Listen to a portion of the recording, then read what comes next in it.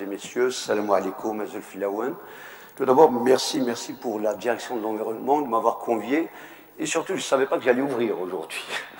Donc, je vais essayer de vous parler pendant à peu près une vingtaine de minutes sur ce que c'est qu'un projet structurant. Donc, c'est un projet que nous avons mené à peu près depuis 2012 jusqu'à 2017 sur la dimension eau au niveau du bassin versant de la Soumam. Juste pour que vous ayez un ordre de grandeur, la majorité parmi vous croit.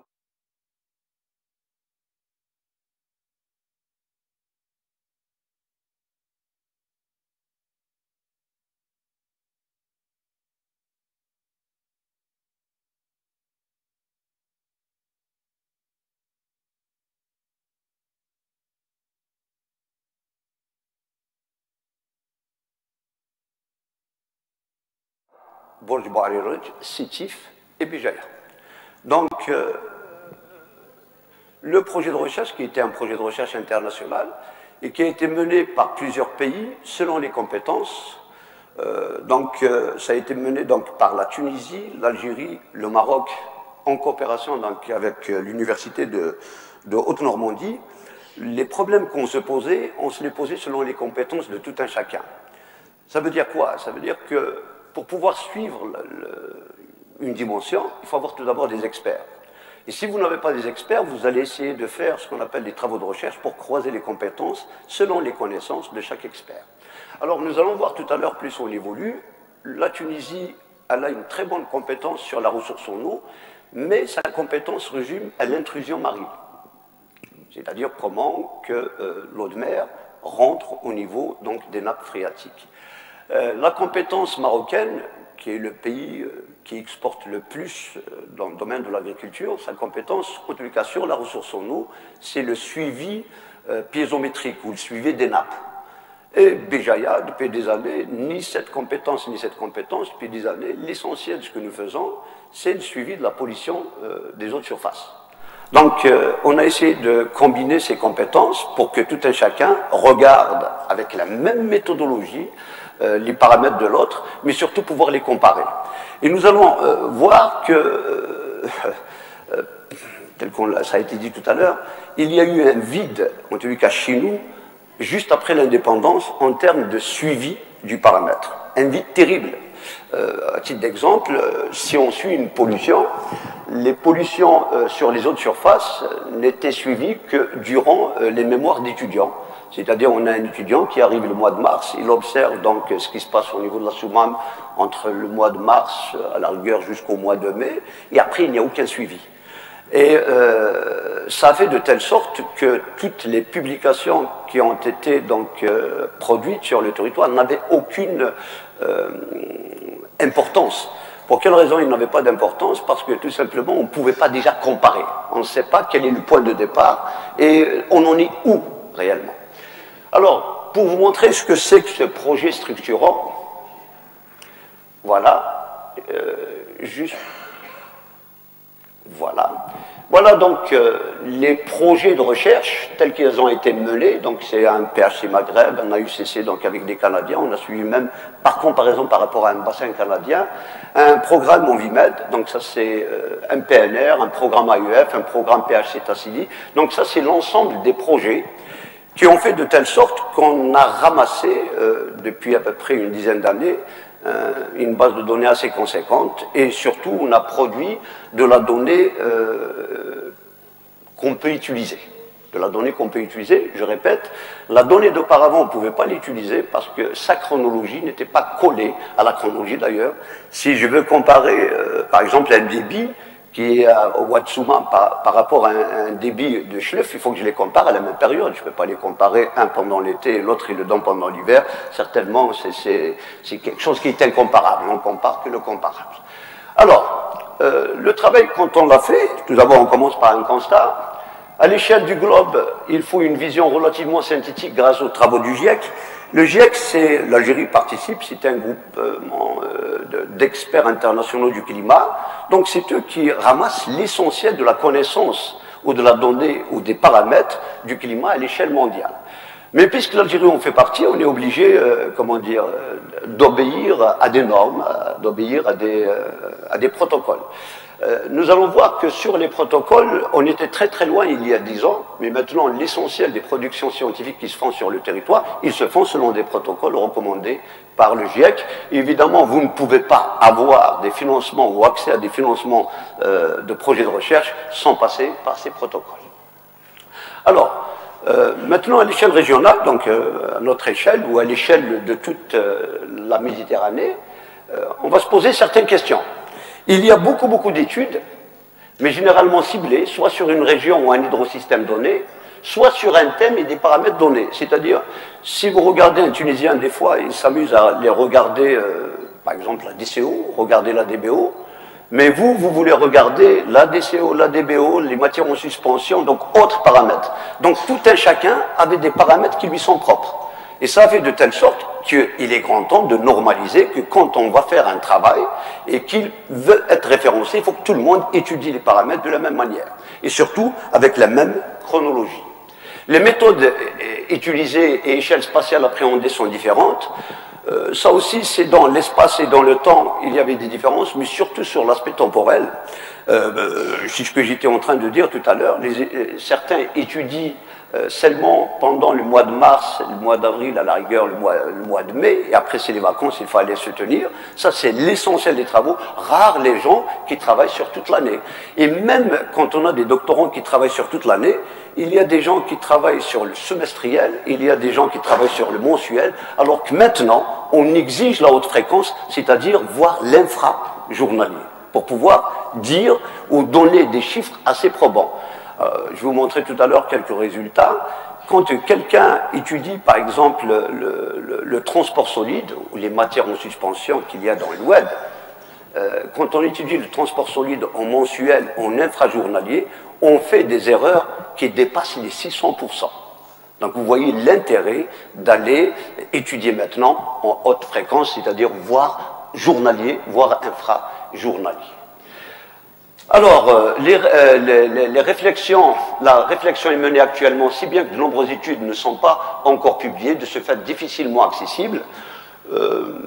C'est vrai que la diapo date maintenant à peu près de 3 ans, mais de plus en plus, on trouve ces travaux disponibles, c'est-à-dire les travaux qui parlent des résultats qu'on obtient à haute fréquence, donc en infrajournalier.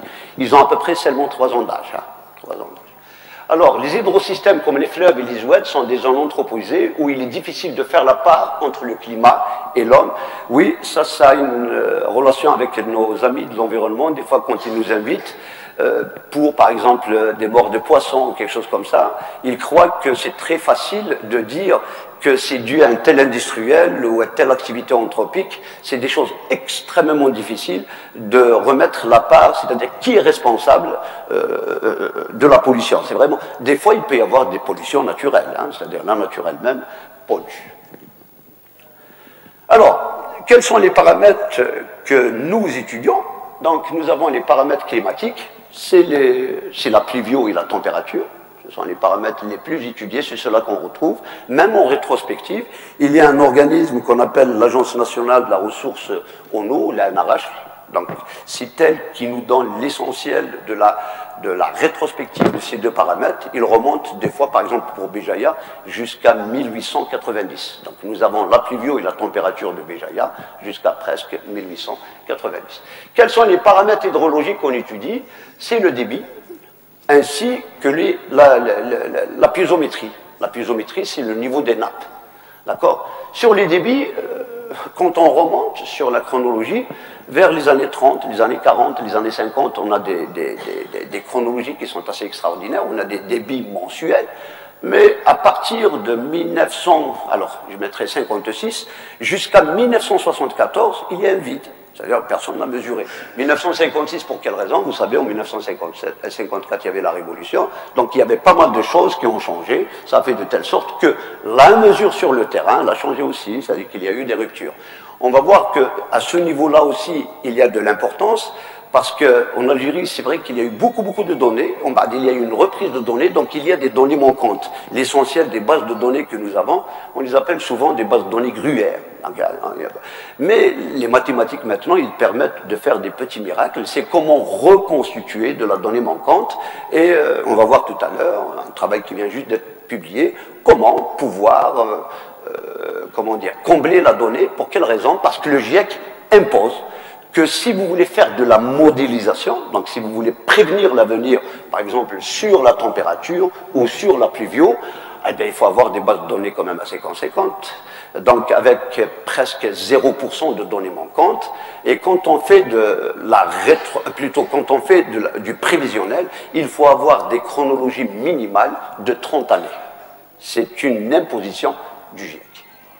Alors, sur les paramètres qualité de l'eau, donc température de l'eau, la matière en suspension, la salinité, il est très difficile d'avoir une vision synthétique sur les relations entre le changement climatique et les modifications de la qualité de l'eau, parce que souvent on a des données, mais qui sont ciblées dans des endroits bien définis. C'est pas forcément si quelqu'un va étudier du côté de Oued Aguerioun, il peut transposer sa trouvaille sur ce qui se passe du côté de Oued Jum'a.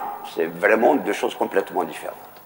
Et les méthodes et échelles spatiales sont différentes, parce que tout simplement, il y a des gens qui étudient dans un tel endroit et on a souvent cette habitude d'aller généraliser, de dire c'est l'effet du changement climatique. Ça, ce n'est pas vrai, parce qu'il y a de la méthodologie pour pouvoir prouver des choses. Les réflexions menées actuellement, oui, ça aussi c'est quelque chose que jusqu'à récemment qu'on commence à numériser de la connaissance qui était archivée dans nos bibliothèques pendant presque une trentaine d'années. Actuellement, par exemple, l'université de Béjaïa, si vous voulez accéder à de l'information qui n'est pas publiée, mais qui a de l'importance, par exemple les rapports d'ingénieurs, les rapports de master, vous pouvez y accéder sur les rapports de master qui datent à peu près 5 ou 6 ans. On est un DSpace. Mais toute la connaissance qui est produite depuis 1900, alors je mettrai les premiers mémoires, datent de 1986, à Béjaïa, 1986, rien n'est disponible. Donc il faut faire tout un travail de numérisation pour les rendre évidemment accessibles.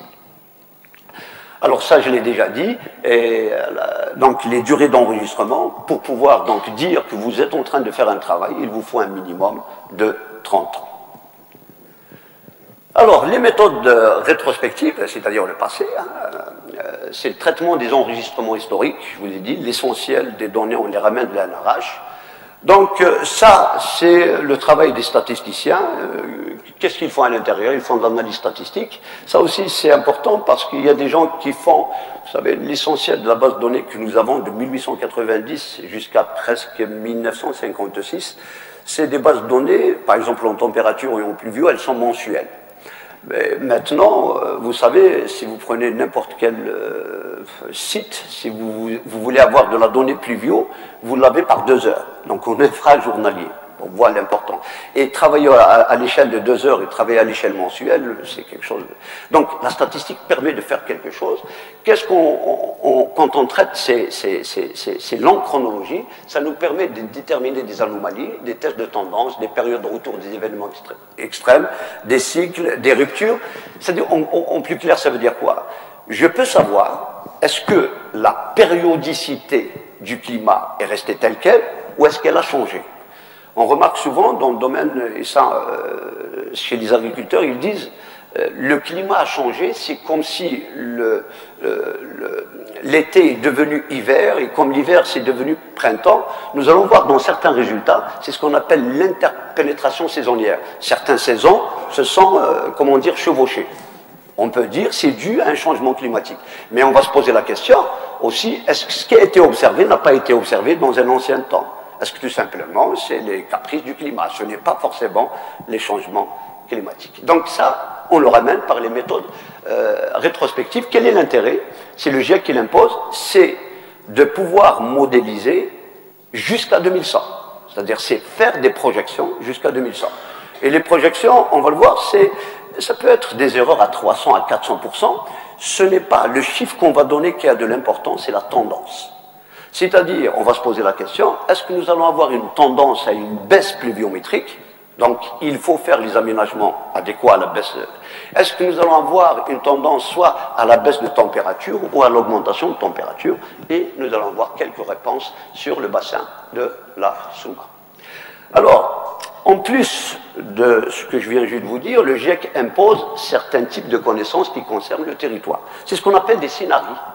Donc, ces scénarios dépendent essentiellement d'un service local qu'on appelle la DPAT. Monsieur Aïssat, on l'appelle comment maintenant? Voilà, on vient juste lui changer un nom. Ça s'appelle, c'est l'ancienne direction de la planification et de l'aménagement du territoire. C'est dans cette direction qu'on peut ramener certains indicateurs pour pouvoir étudier la tendance du climat selon, évidemment, des modèles imposés. Donc, selon ces modèles, vous avez soit le scénario A1, soit le scénario A2, il y en a donc plusieurs scénarios. Je vous ai donné à l'intérieur quels sont les paramètres qu'on devrait intégrer dans ces scénarios. Alors, maintenant, en général, ça c'est de la connaissance très générale, et on va essayer de faire ce qu'on appelle ce qui se passe à l'échelle planétaire, et après avancer jusqu'à la Méditerranée, et après on va rentrer au niveau du bassin de la sous-marine. Alors, tout le monde sait que la température mondiale est en train d'augmenter. Tout le monde sait, c'est-à-dire tous les... Mais tout le problème, cette température mondiale, on l'appelle température moyenne.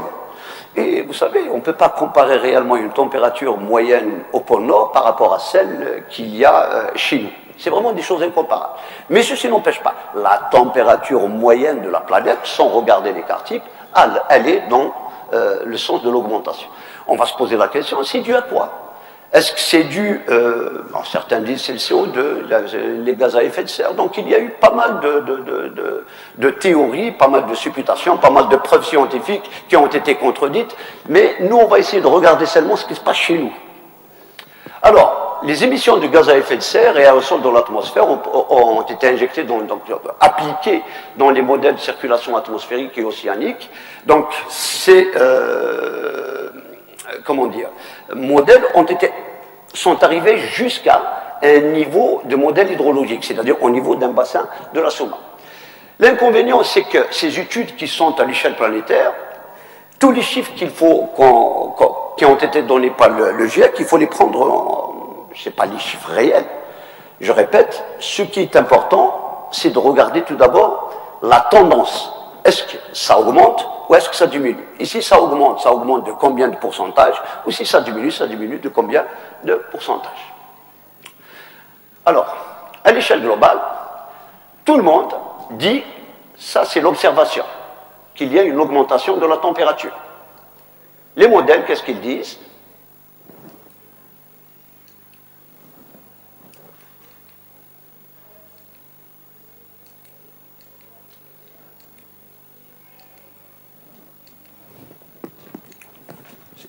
Vous avancez comme ça. Voilà. Des fois, ça ne marche pas, ces petits jeux. Alors, tout à l'heure, on a vu le... Vous revenez en arrière. Voilà. Non, comme ça. Alors, vous voyez... Voilà. Ça, c'est l'observation. On remarque que la température moyenne est en train d'augmenter. Alors que les modèles, dans leur majorité, les modèles qu'on a vus, qui tiennent compte des scénarios GIEC,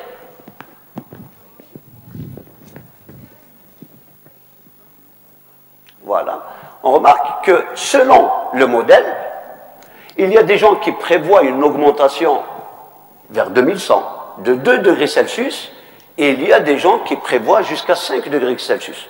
Honnêtement, personne ne sait qui a raison. Mais il y a une chose, tous les modèles, leurs tendances disent qu'il va y avoir une augmentation. C'est-à-dire qu'il n'y a personne qui a prédit une baisse. Allez-y. Allez-y, on va avancer directement parce que sinon, voilà.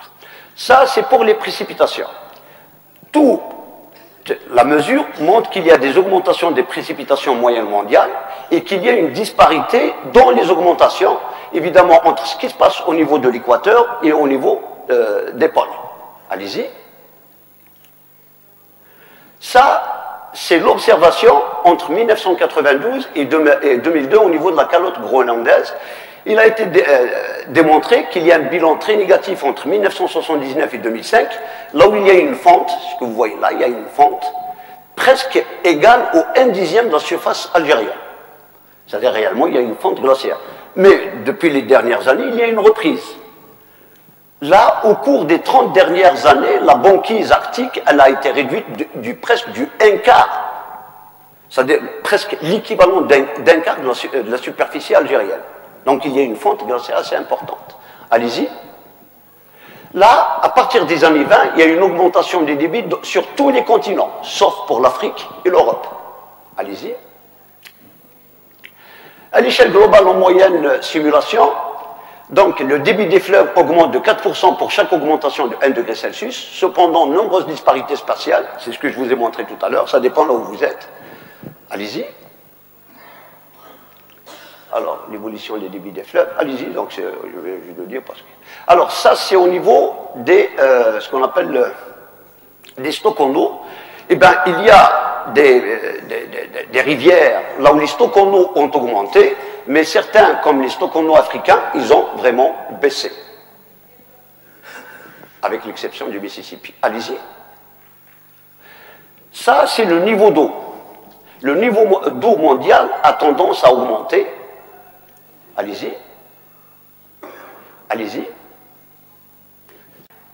Voilà, ça c'est les projections.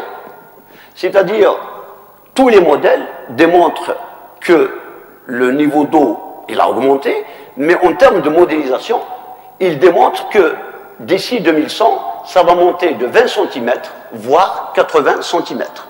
Alors, quelles sont les conséquences? Allez-y.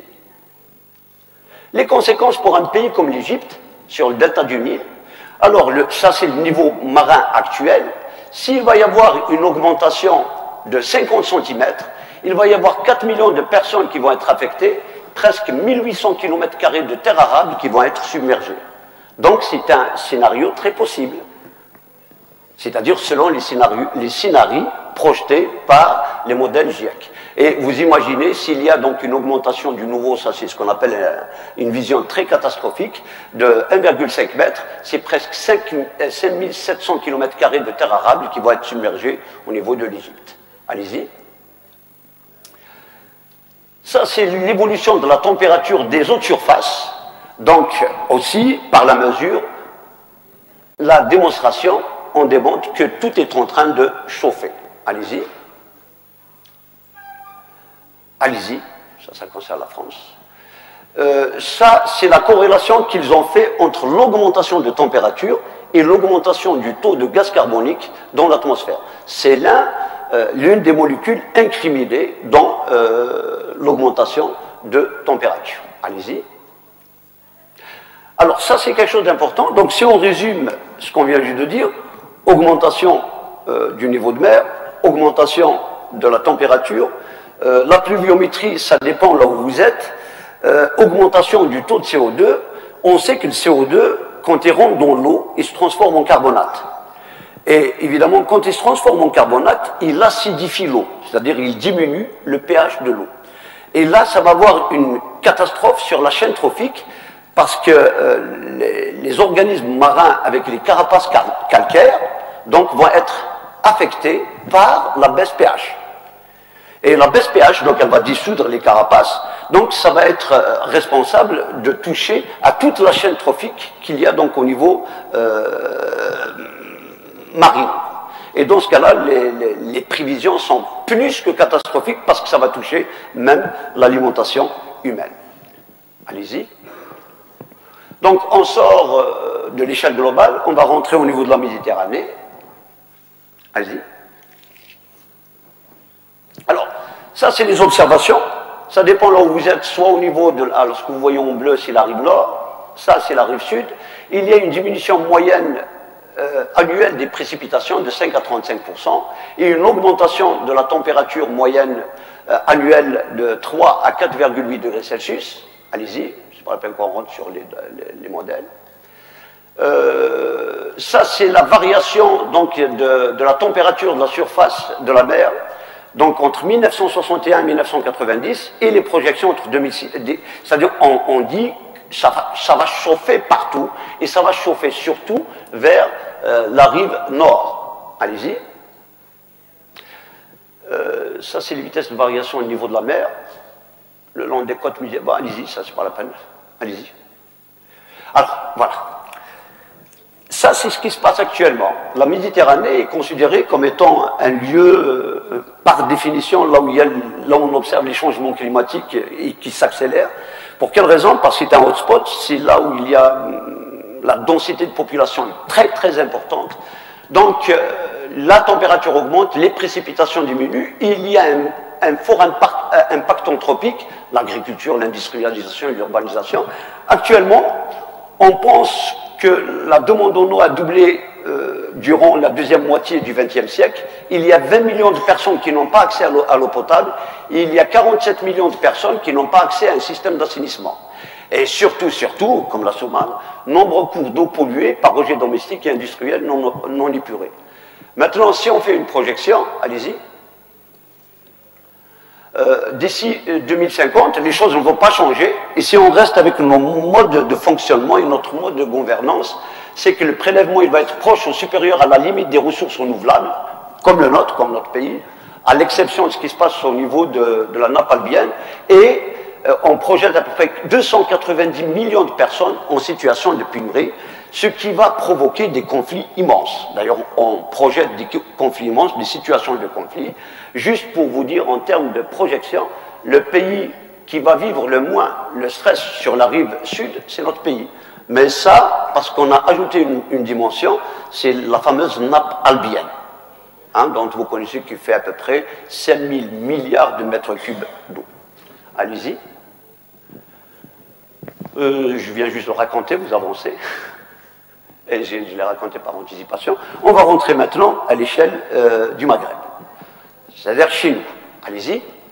Alors, ça pour vous dire, donc, le projet que nous avons fait depuis, ou que nous avons entamé depuis 2009, c'est essayer de comparer ce qui se passe chez nos amis marocains, qui étudient deux bassins, le Tensift et le Sibaou, deux grands bassins, ce qui se passe par rapport à notre bassin, le bassin qui baigne le Mel, celui de Constantine, et le Cap Bon, qui est un petit bassin témoin. Le Cap Bon qui plonge évidemment dans la mer. Allez-y. Attendez. Bon, j'espère que ça va fonctionner. C'est une petite... C'est pour vous montrer c'est quoi un bassin. Est-ce que ça fonctionne? Allez-y, essayez de cliquer comme ça. Bon, ça ne marche pas. Pardon, comme ça. Comme ça. Comme ça. Ça, c'est juste pour vous montrer comment fonctionne... on va faire ça comme ça, peut-être. Non, ça ne fonctionne pas. C'est une petite présentation pour vous montrer comment fonctionne un bassin versant. C'est pour vous montrer ce que c'est les lignes de partage d'eau. C'est une goutte d'eau quand elle tombe. On n'a pas beaucoup de choix. Donc, il y a toute une délimitation montagneuse, comme le bassin de la Soumane. Et après, une goutte d'eau, comment qu'elle traverse jusqu'à ce qu'elle arrive à l'embouchure, c'est-à-dire jusqu'à ce qu'elle arrive au niveau de l'embouchure de la Soumane. Et pour vous dire que cette goutte d'eau, en tout cas au niveau du bassin de la Soumane, quand elle circule, elle véhicule un petit peu l'activité entre 6 à 7 millions de personnes.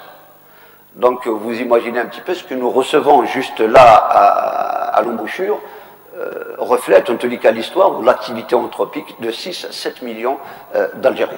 Allez-y. Alors, pour Béjaïa, vous avez ça, c'est les données institutionnelles. C'est tout à l'heure, on revient, maintenant, on a vu ce qui se passe à l'échelle planétaire, on a vu ce qui se passe à l'échelle régionale, donc Méditerranée. Maintenant, on rentre au Maghreb et on est obligé d'appliquer les recommandations du GIEC. Ce que vous voyez là, c'est comment que nos institutions organisent leur base de données. La base de données de la DPAT est organisée ainsi. Donc, on ne peut pas faire le scénario ni A1 ni A2, mais on est sur les scénarios de type B1, voire B2, selon la disponibilité de la donnée. Voici comment s'est organisée la base de données donc, de la DPAT. Allez-y. Voici comment qu'elle est organisée la sous-base de données de la DPAT. Donc, nous, évidemment, nous l'avons réorganisée selon les demandes du GIEC pour pouvoir évidemment la rendre cartographique, c'est-à-dire pour la rendre vivante et utilisable. Allez-y. Donc toujours on est sur la base de données institutionnelle. Allez-y. Tout à l'heure on a vu ce que donne la DPAT. Là c'est ce que fait la recherche. Donc nous essentiellement on ramène les données de série chronologique climatique, pluvio, température et l'évapotranspiration. Ce sont nos propres calculs. Les mesures du flux hydrosédimentaire, c'est ce qu'on fait sur la rivière. Les mesures de paramètres de pollution, c'est ce qu'on fait généralement sur les mémoires de doctorat ou les mémoires de master. La cartographie, c'est ce qu'on fait aussi chez nous. Et les données de l'Institut de ressources en eau, ça c'est un projet qui a été fait. Bah, il nous aide évidemment pour pouvoir comparer en tous les cas la donnée. Allez-y. Ça vaut, c'est pas la peine que je lise tout ça. Allez-y, allez-y. Voilà, donc chaque bassin, il a sa spécificité de travail. Donc la SOUMAM, on regardait la qualité des eaux superficielles ainsi que la mesure à haute fréquence des flux hydriques et sédimentaires. C'est-à-dire si quelqu'un va faire un petit tour sur le pan de la SOUMAM, donc vous allez trouver un petit appareil qui mesure là-bas depuis maintenant 3 ans, et il fait de la haute fréquence. C'est-à-dire il mesure 5 paramètres chaque demi-heure. D'accord? Et on va voir tout à l'heure ce type-là de résultat. Le RUMEL, il s'est spécialisé dans l'envasement ainsi que la fuite en zone karstique.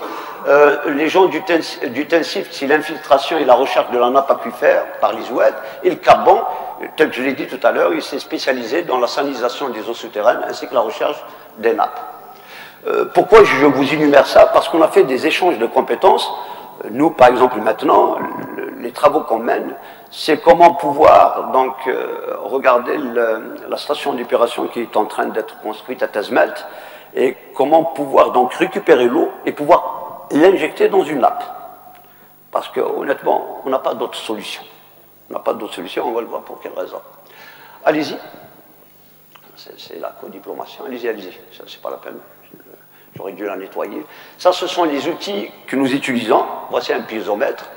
Voici un mesureur donc, analytique qui mesure 5 paramètres, oxygène dissous, pH, oxygène dissous, pH, matière en suspension, conductivité, et à haute fréquence chaque demi-heure. Et ça, c'est un préleveur automatique, parce que des fois, au niveau de la SOUMAM, c'est un oued qui est enragé, des fois, il y a des crues, on ne peut pas accéder à la mesure, donc on fait des prélèvements automatiques, et après, on revient quand ça va se calmer. Allez-y. Ça, c'est les logiciels qu'on utilise, hein, donc le SafeGIS, c'est surtout ClarkGIS. Allez-y. Ça, c'est quelques types de cartes de toute la wilaya. Voilà, un exemple de carte, ça qui intéresse nos amis. Bon, c'est une reconstitution d'une carte du Bnader, vous connaissez certainement, c'est la carte d'occupation de sol. Et ça, voilà un type de carte. Je ne m'appelle plus quelle université qui nous a aidé à monter ça. Ça, c'est le MNT sous-marin, et ça, c'est le MNT terrestre. L'une des choses qu'on va voir tout à l'heure, si on étudie le charriage, ça, c'est l'oued sous-marin. Si on étudie donc le charriage ou le déplacement de la matière en suspension qui est déplacée par la rivière, eh ben, on se pose la question, comment va être le relief juste à ce niveau-là? C'est-à-dire réellement comment que Bougie-Plage est en train d'évoluer. Parce que ça a de l'importance pour le transport maritime. Souvent, nous avons affaire à des bateaux qui s'envasent parce qu'on ne fait pas souvent la bathymétrie, on ne la refait pas souvent. Et quand on ne la refait pas souvent, eh ben on fait des incidents et vous imaginez un petit peu les conséquences. Allez-y, ça c'est tous les sous-bassins de la SOUMAM. Ça c'est du traitement, comment qu'est fait le relief. Allez-y, on peut le discuter. Voilà.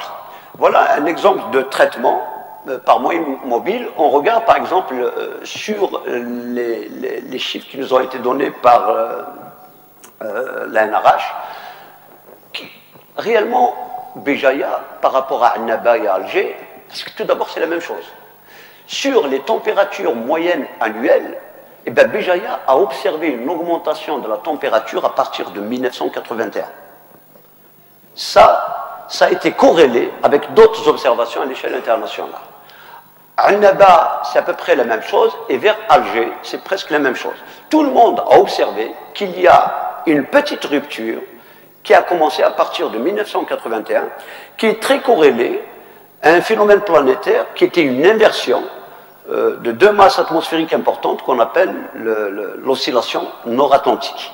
Donc elle est très corrélée à cette oscillation. Allez-y. Alors, aussi, là on rentre seulement sur Béjaïa, c'est que quand on fait les températures nocturnes, on a de plus en plus des nuits plus chaudes dans l'été. C'est-à-dire depuis 1969, jusqu'à récemment, on a de plus en plus des nuits plus chaudes en été et on a des journées plus caniculaires. C'est-à-dire, effectivement, il y a une augmentation de la température. Allez-y. Alors ça, c'est un truc assez important. C'est, regardez, du 3 septembre au 2 octobre 2009, le cumul des températures. Et regardez, de 5 avril jusqu'au 2 octobre 2009, le cumul des températures qui est beaucoup plus faible qu'ici. En plus clair, plutôt de la pluvio, pas de la température. En plus clair, ça veut dire quoi? Ça veut dire que nous avons de la pluvio, mais sur des courts termes. C'est-à-dire l'essentiel de la pluvio que nous recevons, on la reçoit seulement sur des temps très très petits. Vous imaginez, on a dit que la température augmente. La pluvio diminue sur l'année, mais pas sur le court terme. On a l'essentiel de la pluvio de 2009, elle est tombée entre le 3 septembre et le 2 octobre. Ça veut dire que quand on a de la forte pluviométrie, eh ben on n'a pas le temps que cette pluvio recharge les nappes. Donc elle s'écoule et on la perd, évidemment, au niveau de la mer. Ça a de l'importance. Ça a de l'importance parce que non seulement on perd de l'eau, mais on perd aussi du sol. Et on va le voir tout à l'heure, c'est dû au charriage. On perd des quantités immenses et on va voir que c'est des millions de tonnes par année qu'on perd. Alors, maintenant, tout à l'heure, on a vu la température. Ça, c'est la pluvio. Sur la Soumam, il y a moins de jours de pluie et plus de jours d'orage, ce qui confirme l'observation de 2009. C'est-à-dire nous avons plus d'orage que des journées de pluie classiques. Et plus de jours d'orage, surtout en été. C'est-à-dire là, on a les températures les plus élevées, donc on va voir les écoulements d'eau les plus rapides. Allez-y. Donc on sort de chez nous et on va chez nos amis donc, de Marocains. Les Marocains, puisque nous, on n'a pas l'habitude de regarder le niveau de nos nappes, mais puisque les Marocains, ils ont presque la même activité anthropique que la nôtre. Regardez ce qu'ils observent. Ils observent des rabattements de nappes de plus de 15 mètres depuis 1980. C'est quelque chose d'immense, 15 mètres. Vous imaginez une mer qui perd 15 mètres de niveau. Alors ça, c'est la nappe donc, de House, mais il y a une autre nappe de 16 qui a fait un rabattement de plus de 40 mètres. Ce qui est très très important. Nous ne savons pas encore les rabattements qu'il y a au niveau de nos nappes, mais honnêtement, vu les données qui nous viennent de l'agriculture, des fois de l'environnement, ils dépassent les 40 mètres. Allez-y. Ça, c'est nos amis tunisiens. Donc, eux, ils sont spécialisés dans les bizosalés, c'est-à-dire dans l'intrusion marine. On va se poser aussi la question, on est quand même Béjaïa, elle a l'embouchure directement vers la mer. Est-ce que, vu la dimension, plutôt la baisse des niveaux de nappe, est-ce qu'il peut y avoir une intrusion marine? Les travaux sont en cours, d'accord? Donc, avec les Tunisiens, on a appris que vers le Cap Bon, il y a des intrusions marines très, très, très, très importantes. Et comment qu'ils corrigent? Ils corrigent ça avec, comment dire, ils ont une station d'opération au niveau du Cap Bon, donc ils font de l'infiltration, donc ils injectent l'eau traitée dans les nappes, pour pouvoir évidemment parer à l'intrusion marine. Allez-y. Voilà, vous reconnaissez tous ce pont-là. C'est le pont de la Soumam. On a fait un petit travail très simple, 4 points de mesure, pour faire de la répétition. Et on a suivi pendant une année la pluviométrie, la matière en suspension, le pH, l'oxygène dissous et le débit. Là, je vous donne le résultat seulement sur la matière en suspension. Pendant une année, ce qui est passé là en termes de matière en suspension, il est presque de 5 millions de tonnes. Vous imaginez la quantité, 5 millions de tonnes. Vous imaginez 5 millions de tonnes qui passent par là. Quelles sont les conséquences directement sur les dunes ou sur la bathymétrie, sur les dunes sous-marines, voilà, si on peut les appeler comme ça. Vous imaginez les conséquences, elles sont immenses. Mais ça a surtout pour la société civile ou le milieu associatif, ils devraient comprendre que c'est un vrai gisement aussi.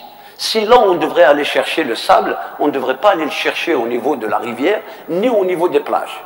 Il y a un sable sous-marin qui c'est des quantités astronomiques.